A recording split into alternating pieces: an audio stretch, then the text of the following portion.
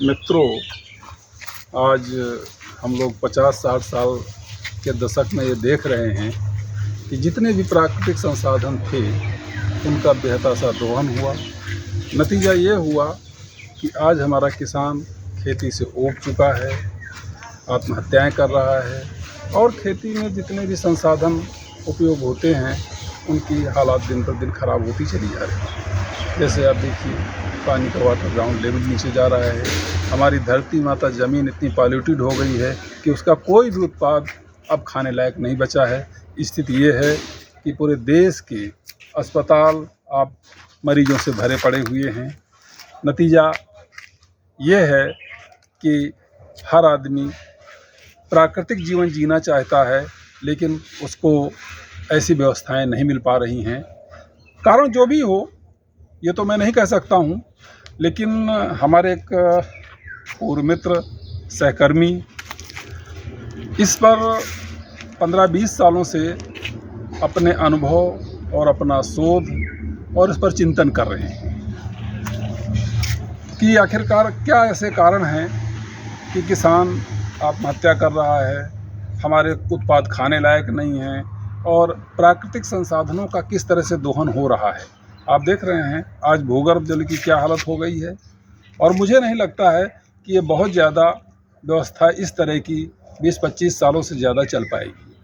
तो ये बीके सचान जी जो आजकल डोंगरी जनपद झांसी में अपने प्राकृतिक खेती पर काम कर रहे हैं और इस पर मंथन करते रहते हैं और बहुत सारा प्रयास भी इनका होता रहता है।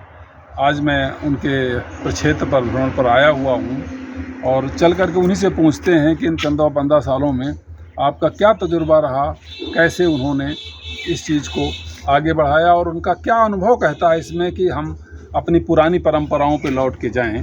सचान जी नमस्कार, कैसे हैं आप? मैं आर के उत्तम। चलिए बताएं सर। ये बताइए कि आज जो स्थितियां हैं आपके प्राकृतिक संसाधनों का इतना दोहन हो गया कि अब किसी लायक नहीं बची, तो ये व्यवस्था कब तक चलती रहेगी आपके हिसाब से? देखिए, इसमें तो कोई संदेह नहीं है कि देश जाए भाड़ में। देखो, मैं तो स्पष्टवादी हूँ। जी मुझे पता है, कुछ कहने में संकोच भी नहीं। संकोच किस बात का? देश जाए भाड़ में, सूरमा जुगाड़ में, हाथी घोड़ा पाल की जय कन्हैया लाल। हर व्यक्ति जो पढ़ा लिखा है, जो अच्छे पदों पर बैठा है, वो अपना किसी न किसी मिशन में ले। प्राकृतिक संसाधन सुरक्षित रहे, बायोडाइवर्सिटी सुरक्षित रहे, मनुष्य स्वस्थ रहे, मुस्कुराता रहे, इसकी चिंता किसको है? नंबर 1। नंबर 2, ये खेती का विषय किसानों से जुड़ा हुआ है। तो 2 तबके हैं, एक किसान है और एक किसान को सलाह देने वाले हैं, किसानों को कृषि निवेश बेचते हैं। तो कृषि निवेश बेचना, जब बेचना सब जाता तो व्यावसायिक हो जाता है और व्यावसायिक दुनिया में दर्शन और अध्यात्म का कोई कालम नहीं। वहाँ तो लाभ हानि का कालम होता है।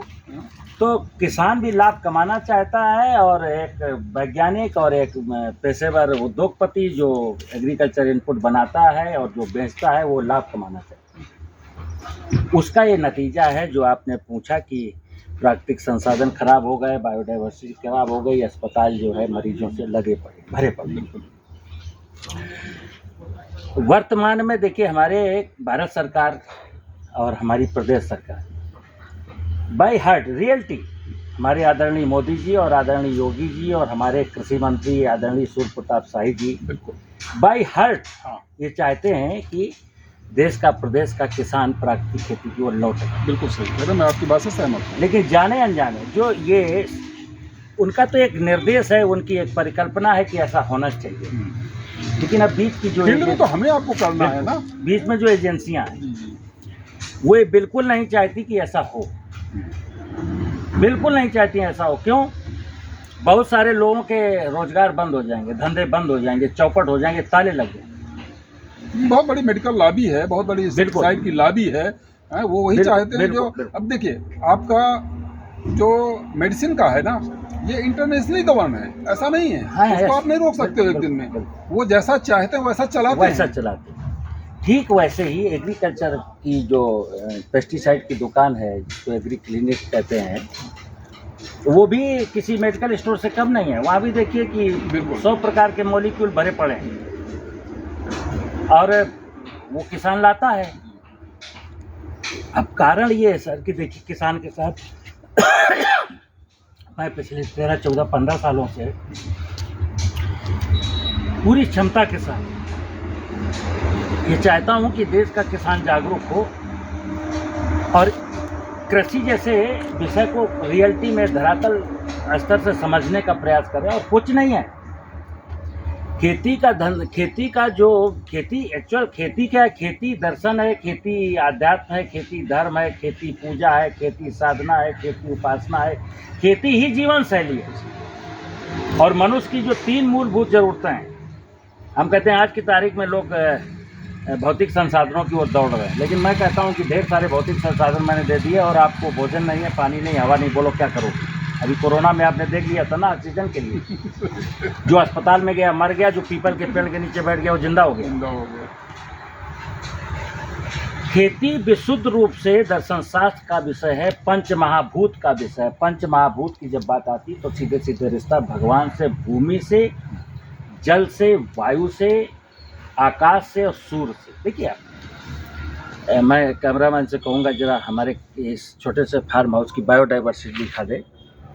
देखिए एक नाना प्रकार के यहाँ गूलर है, जामुन है, आम है, करौंदा है, पीपल है, बरगद है, पपीता है। और ये जो छोटा सा फील्ड है मेरा, ये देखिए मैं इतने दिनों से ये जंगल की माया, सूक्ष्म जीवाणु, जीवामृत, इसका आज का नाम है जीवामृत। इसको पहले शुरू में नाम दिया था खेत का अमृत।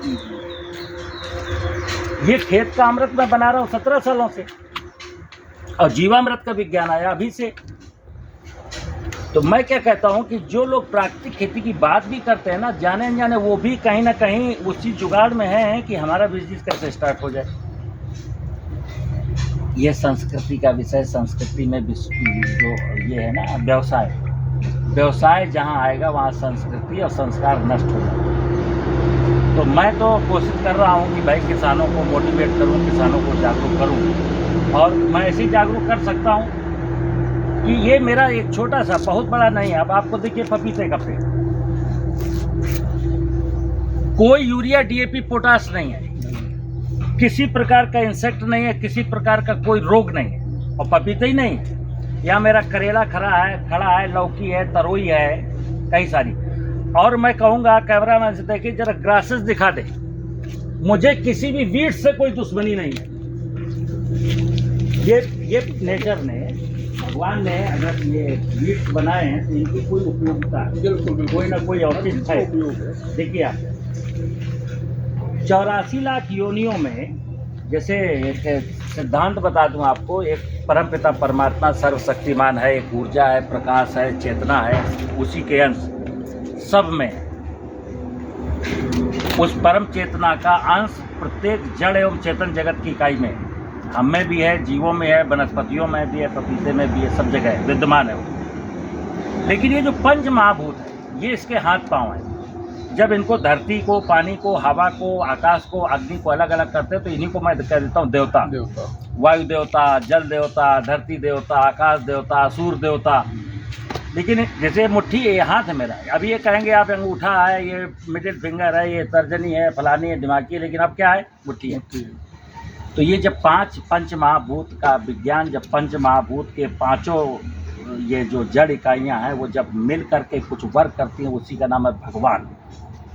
अब भगवान का खेती से बिल्कुल सीधा सीधा रिश्ता। जैसे अभी लोग कई बार हमको ये टोकते हैं कि यार आप खेती की बात करते करते दर्शन और आध्यात्म में कैसे घुस गए। तो मैं कहता हूँ कि दर्शन के बिना खेती समझ में नहीं आएगी। जैसे एग्जाम्पल मैं कहता हूँ सूर्य देवता, सूर्य की उपासना, सूर्य की पूजा, सूर्य को नमन करना, सूर्य का शुक्रिया अदा करना, हे सूर्य भगवान तेरी जय हो।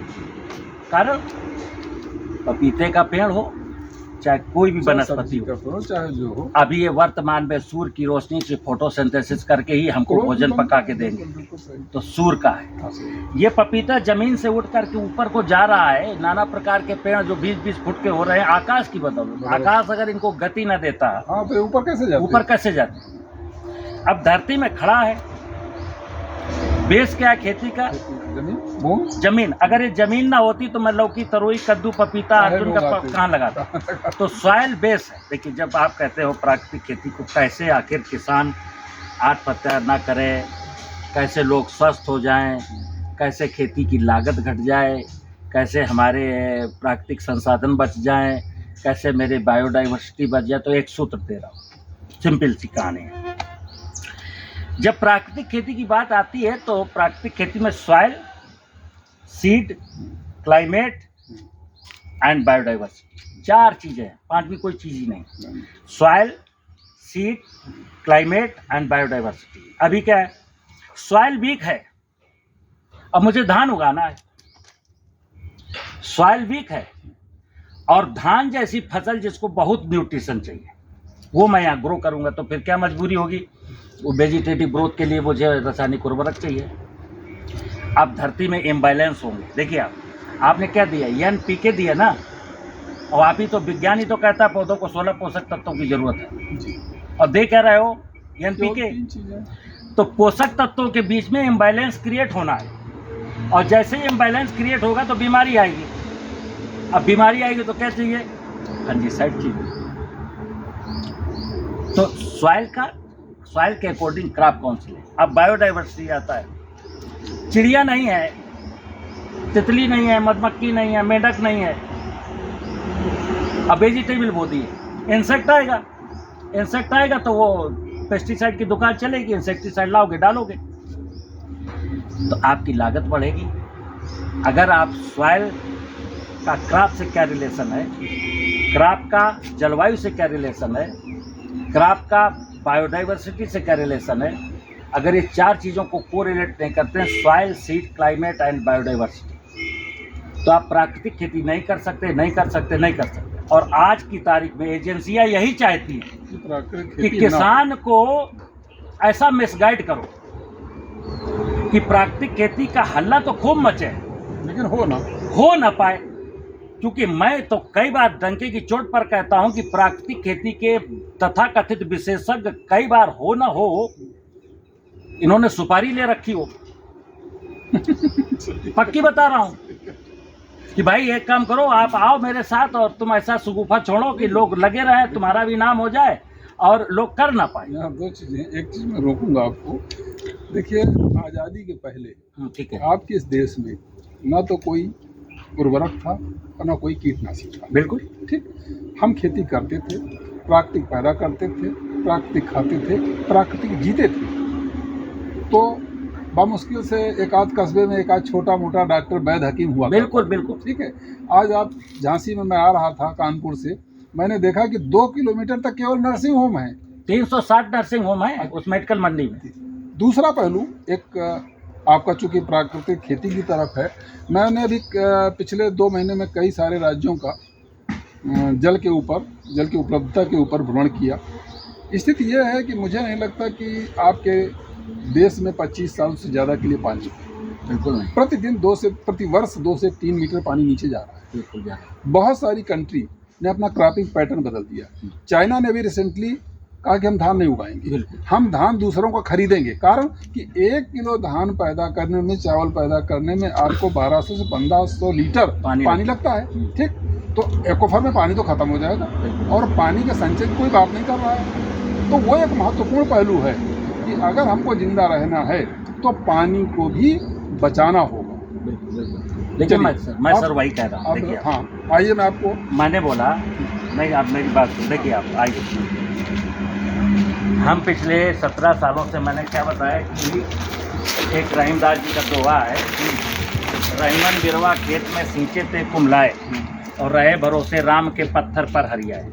क्योंकि मैं झांसी में 22 साल से हूँ और मुझे जंगल घूमने की आदत थी, तो मैंने देखा जंगल में सारी वनस्पतियाँ मुस्कुरा रही हैं और किसान खेत में अमरूद लगाता है, सूख जाता है, फल सड़ जाता है। लेकिन जंगल में जो अमरूद का पेड़ लगा है, ना कोई खाद है, ना पानी है, ना दवा है, और वो मीठा फल होता है। तो मैं 17 साल पहले जंगल जा करके, क्या बना रखा है आपने, इसके बारे में कुछ बता नहीं रहे? देखिए, इसके बारे में मैंने किसान भाइयों को बहुत बार बताया है। किसान भाइयों को इस संबंध में, किसान भाइयों को मेरी कम से कम 50 वीडियो पड़ी है। ये जीवामृत है और आज की तारीख में ये ऐसा ट्रेंड कर रहा है। देखिए यही एक शगुफा है कि जो प्राकृतिक खेती को ना करने दे।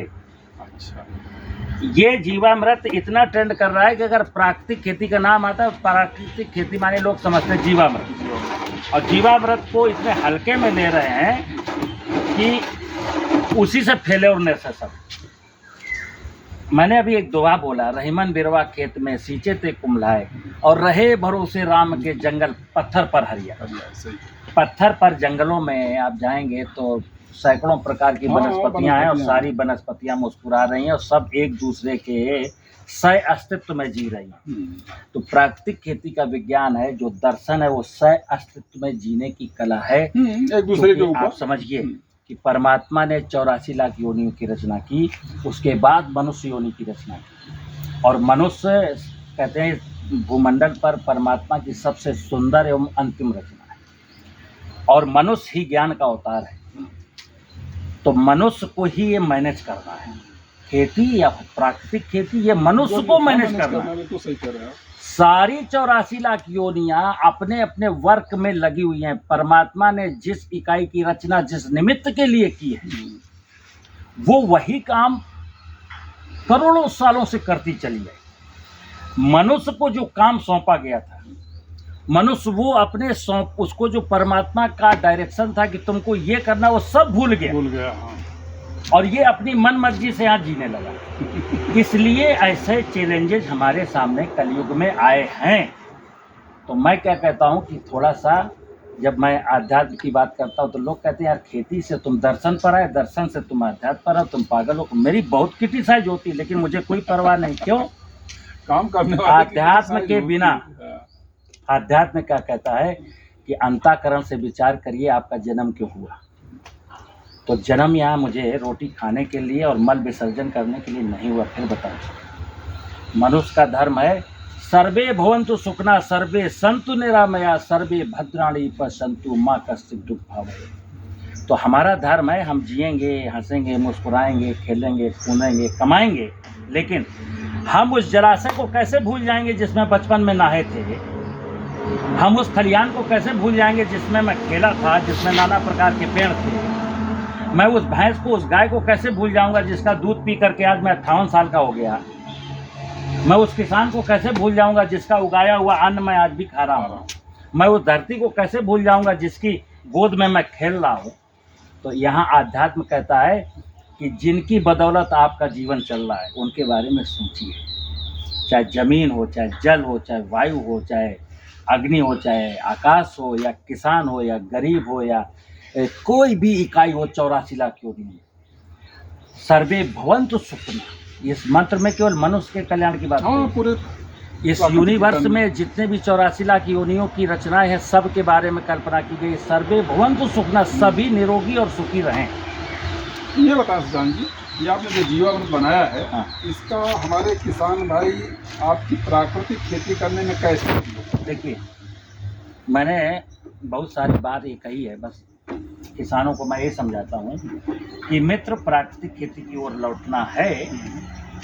क्योंकि प्राकृतिक खेती मैंने अभी 4 बिंदु बताए: soil, seed, climate and biodiversity. No doubt कि हमने इतना ज़्यादा ह्यूज क्वांटिटी में केमिकल यूज किया है कि सॉइल में रहने वाले माइक्रो खत्म हो गए हैं, सब खत्म हो गए। हाँ, वो लाल गाय से दिखा करती थी बचपन में जो। तो ये जो जीवामृत है, ये जमीन को जिंदा करने का एक उपक्रम।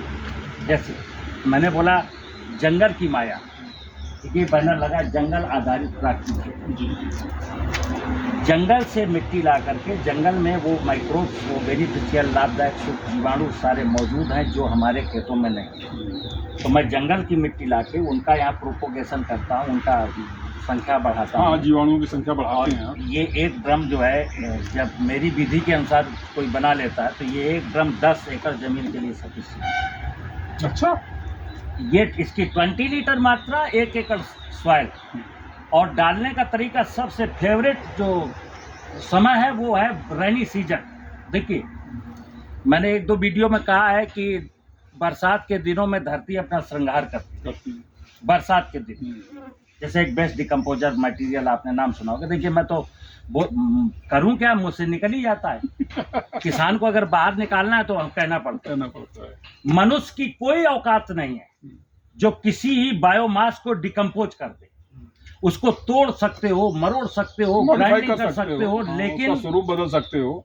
वो ह्यूमस में कन्वर्ट हो जाए और पौधों के काम आ जाए, ये काम नेचर ही कर पाएगी, बैक्टीरिया ही कर हाँ, पाएगी। बैक्टीरिया और क्लाइमेट। देखिए गर्मियों में आप चाहें कि कोई चीज डिकम्पोज कर दें, नेवर।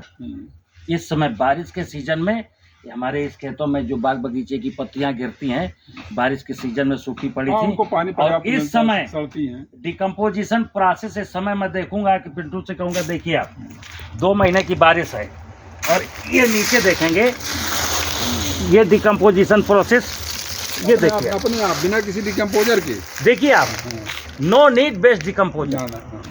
ये बेस्ट डिकम्पोजिशन का जो काम है वो नेचर करती है, आपको केवल हेल्प करना है। तो हेल्प में क्या करना है, अभी बारिश में भी डिकम्पोजिशन नहीं होगा, कारण कि जिस सॉइल में आपने ह्यूज क्वांटिटी में फोरेट 10G, Thimet 10G, Furadan, chlorpyrifos डाला है ना, वहाँ माइक्रोबियल एक्टिविटी तो है नहीं, माइक्रोबियल एक्टिविटी तो माइक्रोब्स हैं। हाँ, तो डिकम्पोजिशन के प्रोसेस में क्लाइमेट और माइक्रोब्स 2 चीज़ें वर्क करती हैं। अब हमारे यहाँ चूंकि माइक्रोब्स हैं और क्लाइमेट बारिश का सीजन है, तो ये डिकम्पोजिशन, अब ये बनेगा ह्यूमस। पौधों की क्या जरूरत है, वेद का सूत्र बता दूं, जीव जीव आहार, जीव जीव का भोजन है। हम मनुष्य हैं, हम शाकाहारी हैं, हम वनस्पतियां खाते हैं, और बकरी हमारी वनस्पतियां खाता है, और शेर जो है मांसाहारी है, और कई सारे इंसान भी मांसाहारी हैं। ये पेड़ भी मांसाहारी हैं। अब जैसे मैं कह देता हूँ, एक किसान ने फोन किया, चांद साहब आप तो मतलब बेवकूफ़ी में घुस गए, पेड़ को मांसाहारी बता रहे। अपने कहा यस, पेड़ मांसाहारी है, लेकिन जानते हो वो किसी का जीव का शिकार नहीं करता।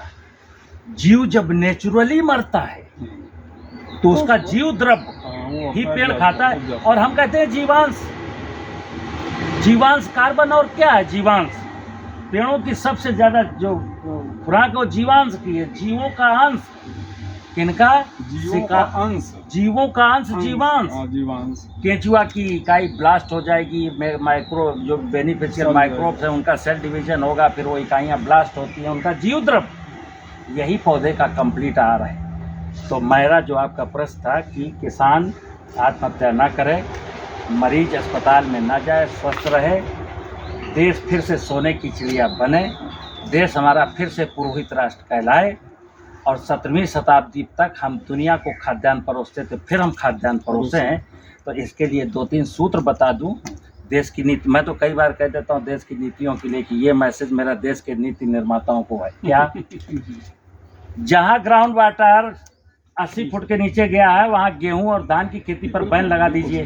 गन्ना भी, जो आपने कहा ना, गन्ना भी जोड़िए। यस, जैसे अभी आपने कहा चाइना ने कहा आप धान नहीं ग्रो करेंगे, धान परचेज करेंगे, तो चाइना को अकल आ गई, ठीक है ना। अब हम अभी मूर्ख हैं, हम क्या करते हैं, हमारे देश में तो धान की खेती 200 फुट पर पानी है और जीवामृत डालते हैं और ग्राउंड वाटर का दोहन करते हैं, और क्या कहते हैं, मैं तो प्राकृतिक खेती कर रहा हूं, और उनका पंजीकरण। मैं अपने दर्शकों को एक चीज और बता दूं कि पानी की ऑनलाइन ट्रेडिंग भी शुरू हो गई है। बिल्कुल होगी, हो गई है। ओ भाई स्टॉक सर, आप सुनिए, सुनिए, सुन तो लो, तो ऑक्सीजन की ट्रेडिंग हो रही है ना। वो तो आपने कोरोना में देख लिया, सुन तो लो, कितने सिलेंडर बिक गए। पानी की ट्रेडिंग क्यों नहीं हो रही? बोतल में 20 रुपए का पानी मैं पी रहा हूँ, भोजन की ऑनलाइन डिलीवरी हो ही रही है। देखिए आप, खेती मैंने फिर बोला, जैसे कई बार लोग कहते हैं कि उन्होंने गाय का पेटेंट करा लिया, उन्होंने गौमूत्र का पेटेंट करा लिया, उन्होंने नीम का पेटेंट करा लिया, तो मुझे इस बात की हंसी आती, मनुष्य का मानसिक दिवालियापन कितना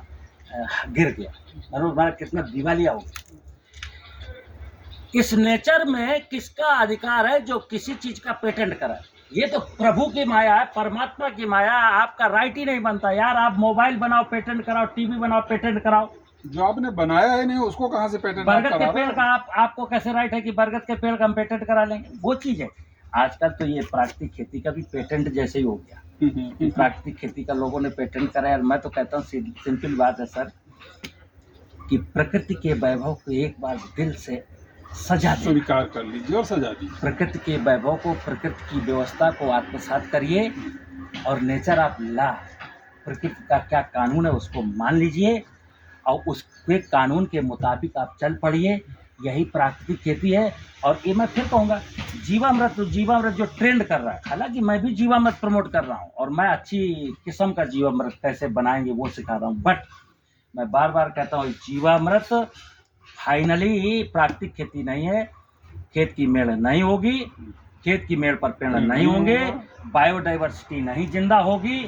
आप दिमाग से होगी प्राकृतिक खेती, पहले इसे प्राकृतिक करना पड़ेगा अपने मन मस्तिष्क को, तब प्राकृतिक खेती स्टार्ट कर पाएंगे। अभी तो लालच में है कि प्राकृतिक खेती करेंगे तो मेरा प्रोड्यूस महंगा बिकेगा। कैसे महंगा बिकेगा? किसी का नहीं बिका। और चंद जो है ना चाटुकार लोग, चंद जगलर लोग करके बेच रहे हैं, वो तो केमिकल का उगा करके प्राकृतिक का ठप्पा लगा के बेच ले रहे हैं। उसके लिए मैं कुछ चलिए बहुत बहुत धन्यवाद शशांक जी, आपने समय दिया और किसानों को जागरूक किया। आते रहिए, आते रहेंगे। धन्यवाद। ओके।